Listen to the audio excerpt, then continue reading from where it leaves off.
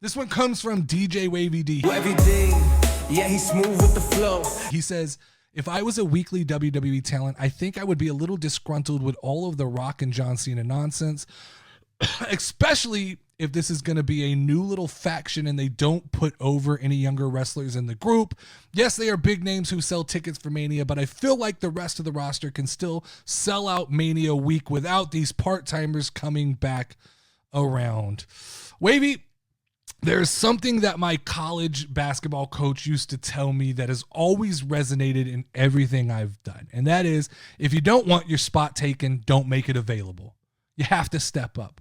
You have to make yourself invaluable. And the reality is wrestling is not a charity company. The idea that older wrestlers should step aside and pave the way for the younger talent just because of dated concepts, like these guys have motors now in their 40s and 50s. They can still go. I don't know that CM Punk is winding down like we assumed he was. I don't know that Cena, he's given you an end date, but he warned you he was coming.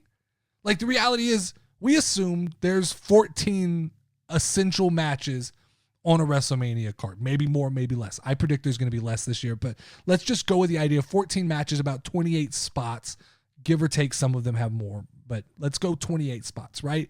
It's not the it's not the older wrestlers' job to give up those spots to other people. You have to lock in as a performer. You've got to be one of those top 28 guy/girl performers in the business. There is no charity. I wish we would even do away with the battle royals and the 8-man tag matches that we get at WrestleMania, because I think they eat up time and they're not really necessary. They devalue what WrestleMania is. I think that the reality should be, you're either good enough to make it onto the WrestleMania card, or hey, improve and we'll see you next year.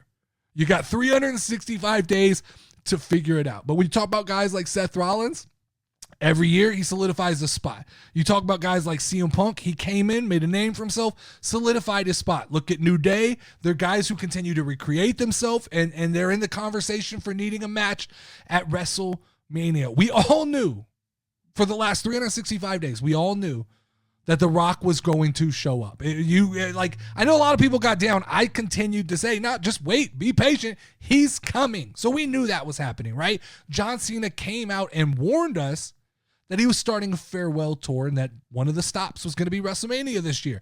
So these aren't big shockers to anybody in the business. Part of wrestling is you have to get over. Look at Kevin Owens, right? He's the king of getting over with bad booking. He continues to make himself relevant. So it can't always be the argument, they don't put me in the position to be successful. There are certain people who just refuse to come up and portray gimmicks that are maybe a little goofy but can get you over. A lot of people just want to be themselves, and they want to it's all about spot wrestling, and it's not about cutting promos and making yourself interesting.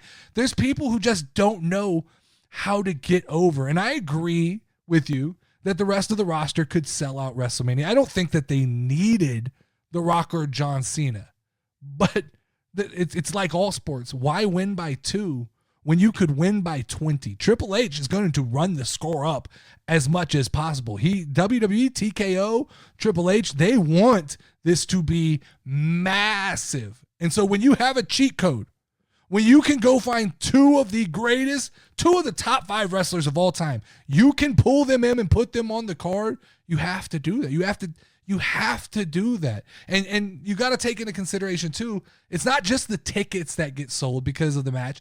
It's the amount of merchandise that will move as well. And TKO can tout those numbers as well. The Superstore is going to be full of The Rock and Cena merch. And the reality is, when that merch sells out, somebody's probably going to buy something else. And so I think it benefits everybody in the organization when these guys come back. Now, the argument that they're not putting over younger talent in the group. Number one, I don't think we know that yet. This seems like the beginning of something big.